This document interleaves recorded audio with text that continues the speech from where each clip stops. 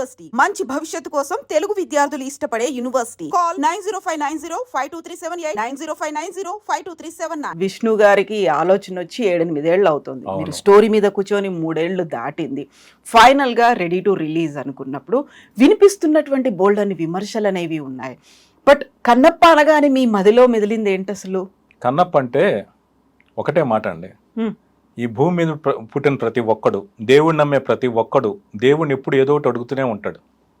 వాళ్ళ ఇంట్లో వాళ్ళకి ఆరోగ్యం చూడమనో, డబ్బులు పెంచమనో, తన ప్రమోషన్ కావాలనో, తనకు కావాల్సిన జరగాలనో 100 కోరికలు అడుగుతూనే ఉంటారు. దానికోసం మొక్కులు ఏమి ఇస్తారు అంటే వాళ్ళకి వచ్చే దాంట్లో వాటా ఇస్తూ ఉంటారు. అది అక్రమంగా సంపాదించిన డబ్బు అయినా సరే దేవుడికి వాటా ఇవ్వడానికి సిద్ధమై బేరాలు ఆడుతుంటారు. ఇలాంటి బేరాలు ఆడే భక్తులున్న రోజుల్లో ఉన్న కాలంలో దేవుడి నుంచి ఏమీ అడగకుండా దేవుడి కంట కన్నీరు కారిస్తే, ఒక చంటి బిడ్డ కన్నీరు కారిస్తే తల్లి ఎలా బాధపడుతుంది? నీలాల నీ కన్ను నీళ్లు రానివద్దనో తల్లి ఎలా బాధపడుతుందో అలా దేవుడి కళ్ళమాట దానికి చెలించిన ఒక అమాయకుడు ముగ్ధుడు కన్నప్ప. బహుశా దేవుడికి తన కళ్ళనిచ్చిన ఏకైక భక్తుడు ఈ సృష్టిలో అతను ఒక్కడే ఉన్నాడేమో. సో ఒక హిందూ ధర్మంలో అలాంటి త్యాగి కానీ, అలాంటి సాహసి కానీ, అలాంటి అమాయకుడు కానీ ఇంతవరకు ఎవరు లేరు. సో అలాంటి వ్యక్తి కథని మళ్ళీ ఈ జనరేషన్కి చెప్పే ప్రయత్నంలో నేను భాగమైనందుకు చాలా సంతోషిస్తున్నాను. కాకపోతే ఈ కన్నప్ప మరీ వెరీ ఫస్ట్ టైం అయితే మన దగ్గరికి రాలేదు. 100 ఏళ్ల సినీ చరిత్రలో ఆల్మోస్ట్ ఒక 5-6 సార్లు వచ్చినట్టుంది. డిఫరెంట్ లాంగ్వేజెస్లో 6 సార్లు వచ్చిందండి. 6 సార్లు వచ్చింది. సో ఇన్ని లాంగ్వేజెస్లో మనం ఆల్రెడీ చూసుంటాము, మనకంటూ ఒక ఇమేజ్ ఏర్పడి ఉంటుంది. ఆ తర్వాత మళ్ళీ కన్నప్పతో నేను సినిమా తీయాలి అనుకుంటున్నాను, కన్నప్పతోనే రావాలి అనుకుంటున్నాను అన్నప్పుడు ఒక సాహసం అనిపించిందా, కత్తి మీద సాము అనిపించిందా? ఒక విషయం అడుగుతున్నా, నన్ను క్షమించండి. నిజానికి మీ వయసు నేను అడగకూడదు, నేను అడగట్లేదు కూడా. కానీ ఇన్నేళ్ళ మీ లైఫ్ టైంలో ఎన్నిసార్లు తిరుమల దర్శనం చేసుకుని ఉంటారు? ఒకసారి చేసుకుని చూసాం కదా చాలు, వెంకటేశ్వర దర్శనం చాలు ఒక్కసారి మీరు అనుకున్నారా? పదే దొరికితే అవకాశం దొరికితే ఏడాదిలో ప్రతి నెల వెళ్ళాలనుకుంటారు. ఎవరో పట్టుకుని రికమెండేషన్ చేసుకుని స్వామి మనం నిలబడే కొన్ని సెకండ్లు, ఆ కొన్ని సెకండ్ల కోసం ఏడాది పాటు ఎదురు చూస్తాం. ఎందుకు? ఆ భగవంతుని మధ్య నిలబడ్డప్పుడు మన కలిగి ఒక అనుభూతి కోసం, ఒక ప్రశాంతత కోసం, ఒక భరోసా కోసం. అలాగా ఒక దేవుణ్ణి చూసినప్పుడు ప్రతి భక్తుడు దేవుణ్ణి మళ్ళీ మళ్ళీ ఎలా చూడాలనుకుంటాడు, ఒక గొప్ప భక్తుల కథలు కూడా జనం మళ్ళీ చూడాలనుకుంటారు. సో అదే ఈ ప్రయత్నం. ఈ కన్నప్ప మూవీకి సంబంధించి గతంలో వచ్చిన సినిమాలన్నీ చూసిన తర్వాత మళ్ళీ సరికొత్తగా చూపించడానికి అందులో మార్పులు చేర్పులు చేయడం అసాధ్యం, అసలు చెయ్యలేము. లేదు, మార్పులు జరిగాయి. అంటే నేను ఒకటి చెప్తాను. కన్నప్ప కథ సినిమాగా వచ్చింది మొట్టమొదటి తమిళంలో వచ్చింది, కన్నప్ప నయనార్ అని. ఎందుకంటే వాళ్ళకి పెరిగి పురాణంలో 63 మంది నయనార్లో కన్నప్ప ఒకడు. అంటే కన్నప్ప గుడి మనం శ్రీకాళహస్తిలో ఉందనే విషయం మనకు తెలుసు, కానీ అరుణాచలంలో కన్నప్ప గుడి ఉంది. ఇంకా కొన్ని తమిళనాడు టెంపుల్లో కన్నప్ప విగ్రహాలు ఉన్నాయి. ఈవెన్ మధుర మీనాక్షి ఆలయంలో కూడా కన్నప్ప విగ్రహం ఉంది. సో ఇలా తమిళనాడు అంతా అత్యద్భుతంగా ఆరాధించే పెరియారులో కన్నప్ప నయనార్ ఒకడు, నేత్ర నయనార్ అని కూడా అంటారు. అందుకని మొదటి ప్రయత్నం వాళ్ళు చేశారు. చేసిన తర్వాత 1951లో రాజకుమార్ గారు బేడర కన్నప్ప అని కన్నడంలో తీశారు. అది ఆయన మొదటి సినిమా. తెలుగులో బహుశా కన్నడ రాజకుమార్ గారు యాక్ట్ చేసిన పరభాష చిత్రం ఏదైనా ఒకటి ఉంటే అది తెలుగులోనే చేశారు. అదే బేడర కన్నప్పతో పాటు ఈ ప్యారలర్గా వచ్చిన సినిమా శ్రీకాళహస్తి మహత్యం అనేది. ఆ సినిమా పెద్ద హిట్. ఆ తర్వాత 75, 76లో కృష్ణరాజు గారు భక్త కన్నప్ప తీశారు. ఈ మధ్యకాలంలో ఏవిఎం సంస్థ వాళ్ళు ఈ బేడర కన్నప్ప సినిమాని హిందీలో శివభక్త్ అని రీమేక్ చేశారు. సో ఇది 6 సార్లు వచ్చింది. అలాగే ఆ తర్వాత ఏమైందంటే కన్నడ రాజ్కుమార్ గారు శివుడిగా, వాళ్ళ అబ్బాయి శివరాజకుమార్ కన్నప్పగా, వాళ్ళ ఇంకో అబ్బాయి ఆయన చనిపోయిన పునీత్ రాజ్ కుమార్ గారు ఒక బాలనటుడిగా శివమెచ్చేద కన్నప్ప అని ఒక 90sలో వచ్చింది. సో కన్నడంలో 2 సార్లు, తెలుగులో ఒకసారి, అంటే తెలుగులో 2 సార్లు అన్నారు. రాజకుమార్ గారు కూడా సినిమా కలిపితే తమిళంలో ఒకసారి, హిందీలో ఒకసారి వచ్చింది. తమిళ ప్రింట్ అయితే నాట్ అవైలబుల్. మిగిలిన 5 భాషల్లో వచ్చిన ఈ 5 చిత్రాలని చూసిన తర్వాత ఏంటి అంటే కన్నప్ప కథకి ఆధారం ఏంటంటే దూర్జటి రాసిన శ్రీకాళహస్తి మహత్యం. అది 16వ శతాబ్దంలో రాశాడు. దానికన్నా ముందు 13వ శతాబ్దంలో మన తెలంగాణ పాల్కూరికి చెందిన పాల్కూరి సోమనాథుడు, మీరు ఆయన గురించి వినుంటారు. అంటే తెలుగు సాహిత్యంలో ద్విపదలో రాసి ప్రజలకి ఏ భాష అందుబాటులో ఉన్నదో అదే భాషలో రాసిన వ్యక్తి పాల్కూరి సోమనాథుడు. ఆయన మహాశివభక్తుడు. అప్పుడు వచ్చిన వీరశైవ సంప్రదాయం ఆ ధర్మాన్ని అభిమానించి ఆ దారిలో నడిచిన వ్యక్తి పాల్కూరి సోమనాథుడు. బసవ పురాణంలో ఆయన మహాశివభక్తుల కథలు అంటూ రాసుకొచ్చి ఉడుమూరు కన్నప్ప కథ అని రాశాడు. ఈ ఉడుమూరు కన్నప్ప కథ పెరియ పురాణంలో వచ్చింది. పెరియ పురాణం 10-11 శతాబ్దాలు వచ్చింది, కానీ 6-7 శతాబ్దాల్లో సంగమ సాహిత్యంలో కూడా ఈ నయనార్ల గురించి ప్రస్తావన ఉంది.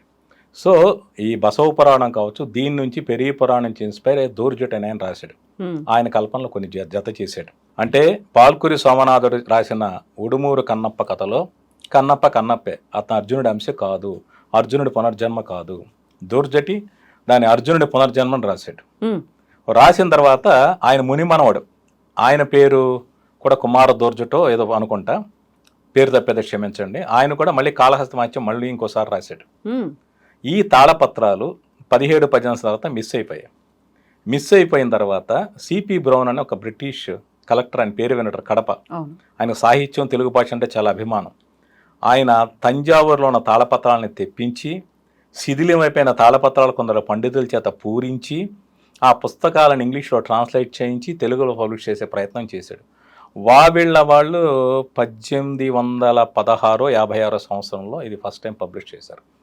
అంటే గత 200 ఏళ్ల నుంచే ఈ సాహిత్యం, ఈ కథ జనంలోకి అందుబాటులోకి వచ్చిన తర్వాత కన్నడంలో గుబ్బి నాటక సంస్థ అని ఒకటి ఉంది, సొరవే నాటక సంస్థలాగా. దాన్ని ఈ కావ్యాన్ని నాటకం కింద మారుద్దాం అనుకున్నారు. మనకి కావ్య లక్షణాలు వేరే. కావ్య లక్షణాల కంటే హీరో ధీరోదత్తుడు కావాలంటే అన్న అర్జునుడి అంశం అంటూ అవన్నీ జతకలిపి రాశాడు, ప్రబంధ కావ్యంలాగా. నాటకానికి వచ్చేటప్పటికి ఏంటంటే అది జనానికి అందుబాటులో ఉండాల్సింది. దానికి ఒక హీరో కావాలి, విలన్ కావాలి. హీరో ఆటవికుడు అయినప్పుడు విలన్ ఎవరవ్వాలి? ఒక అగ్రవర్ణవాడు కావాలి. అందుకని ఆ శివలింగాన్ని నర్చించే పూజారిని విలన్ చేసి అతను దొంగని, అమ్మవారి నగలు అపహరించి తన ప్రియురాలైన వేశ్యకిస్తాడని, వేశ్యాలోలుడని, జనానికి దేవుడి పేరు చెప్పి మాయమాటలు చేస్తాడనేది ఆ నాటకంలో రాశారు. అది సినిమా రంగం మీద, సినిమా తెర మీదకి వచ్చాడు, దాన్ని మరికొంత రక్తి కట్టించారు. ఆ వేశ్యతో సాంగ్స్ కావచ్చు, డైలాగ్స్ కావచ్చు, అవన్నీ రాశారు. ఆ బేడర కన్నప్ప ఫార్ములానే బాపు గారు, ముళ్ళపూడి వెంకటరమణారావు వాళ్ళు మన తెలుగు భాషలో పుట్టిన మహనీయులు, తెలుగు సినిమా రంగానికి లభించిన గొప్ప వరాలు వాళ్ళు కూడా ఇదే అంశంలో వెళ్ళిపోయి రావు గోపాల్ గారి పాత్ర అలాగే చిత్రీకరించారు. బట్ ప్రేక్షకులు కానీ అప్పటి పండితులు కానీ పూజారి ఇలా లేడయ్యా, దూర్జట్ రాసిన దాంట్లో పూజారి అలా నీచుడు కాదు, వేశ్యాలోలుడు కాదు, జోదరి కాదు, అబద్ధాలు కోరుగానే ఎవరూ ఖండించాల. భక్త కన్నప్ప సినిమా వచ్చేటానికి నాకు 9 ఏళ్ళు 10 ఏళ్ళు ఉంటే విజయవాడ అప్సరా టాకీస్లో చూశాను. సో సినిమా ఫస్ట్ టైం రిలీజ్లో నేను చూసాను థియేటర్లో. ఆ సినిమా స్క్రిప్ట్ నవల కింద కూడా వచ్చింది, అది కూడా నేను చదివా. పాటల పుస్తకం నా దగ్గర చాలా కాలం ఉండేది. నాకు తెలిసి ఏ పత్రికలో కూడా ఏ పండితుడు కూడా ఇది తప్పు, ఒక పూజారి క్యారెక్టర్ అలా చిత్రీకరణ తప్పని ఎవరు రాయలా, ఎవరు విమర్శించలా. ముళ్ళపూడి వెంకటరమణ గారు, బాపు గారు ఎప్పుడైనా కూడా మేము కథ రక్తి కట్టించడానికి ఒక సినిమాటిక్ లిబర్టీ తీసుకుని క్యారెక్టర్ అలా క్రియేట్ చేసాం వాళ్ళు ఏ రోజు చెప్పాల. సో చాలామంది అదే ప్రామాణికం అనుకున్నారు. సో ఇది తప్పు, ఆ తప్పుని ఈ కన్నప్ప సినిమాలో సరిదిద్దారు. ఓకే, అయితే ఇప్పుడు తెలుగులో మాత్రం అలా కనిపించింది. ఇప్పుడు తమిళ్ కావచ్చు, హిందీలో, కన్నడలో ఇలా లేదు. తమిళ సినిమా ప్రింట్ అవైలబుల్ కాదు. కన్నడ రాజకుమార్ గారి సినిమాలో ఇదే కథ, ఇదే ఉంది. పూజారి కూడా ఒక వేశ్యాలోలుడు. ఇంకా చెప్పాలంటే కన్నప్ప భయాలను అనుభవించాలని ప్రయత్నిస్తూ ఉంటాడు ఆ పూజారి. హిందీ శివభక్తులో కూడా ఈ బేడర కన్నప్ప స్క్రీన్ ప్లేని అడాప్ట్ చేశారు. సో బేస్ అంతా దీన్ని తీసుకునే చేసినప్పుడు ఏంటి, ఎవ్వరూ కూడా ఒక మాట చెప్తాను, మీరు నేను గుడికి వెళితే ఆ గుడిలో ఉన్న 10 నిమిషాల పావు గంట వీలైనంత పవిత్రంగా ఉండాలని చూస్తాం. ఒక అందమైన అమ్మాయి కనపడ్డా మన మనసు తలదించుకుని అటువైపు ఆలోచన లేకుండా చూస్తాం. ప్రసాదం మీద ఇంకో మొద్దు ఎక్కువ తినాలనిపించిన అమ్మో తప్పి వాళ్ళు ఉపవాసం ఉండాలనుకుంటాం. మందు అలవాటు ఉన్నా, సిగరెట్ అలవాటు ఉన్నా గుడికి వెళ్లే ముందు ఆ రోజు మనం ఏమీ తీసుకోం, వీలైతే ఉపవాసం ఉంటాం, దర్శనం పట్టుబట్టలు కట్టుకుని వెళ్తాం. ఎంత పవిత్రంగా ఉంటాం 10 నిమిషాలు. గర్భగుడిలో ఆయన జీవితకాలంలో 60 ఏళ్ళు బతకనివ్వండి, 50 ఏళ్ళు బతకనివ్వండి, 70 ఏళ్ళు బతకనివ్వండి, 24 గంటల గుడి తెరిచిన 18 గంటల్లో 12 గంటల్లో గుడి ప్రధాన విగ్రహం దగ్గర అర్చించే పూజారి ఎందుకు దుర్మార్గుడు అవుతాడు, ఎందుకు ఒక నీచుడు అవుతాడు? అతనికి మానవ సహజమైన కోరికలు ఉండొచ్చు, అతనికి భార్య బిడ్డలో సంసారం ఉండొచ్చు, అవన్నీ సహజం. ఒక సంసారం లేకుండా ఎవరు ఉండడం, సంసారి సన్యాసి ఉండడం నేను అన్నాను. కానీ ఒక వేశ్యాలోలుడు అవుతాడా? అతను పూజించే దేవుడి నగలు తీసుకెళ్ళి అమ్మేసి ఒక వేశ్యకి ఇస్తాడా? అలాంటి ఆలోచన వస్తుందా? ఇది ఎవరైనా ఆలోచించారా? ఇంతవరకు తీసిన సినిమా రచయితలు కానీ, డైరెక్టర్స్ కానీ, పాఠకులు కానీ, ప్రేక్షకులు కానీ ఎవరైనా ఆలోచించారా? ఇది తప్పు. ఒక కన్నప్పే ఇంత భక్తుడైతే ఆ వాయులింగాన్ని పూజించిన పూజారి ఎంత పరమనిష్టాగర్షుడు ఉంటాడు, అతను ఎంత పవిత్రంగా ఉండి ఉంటాడు.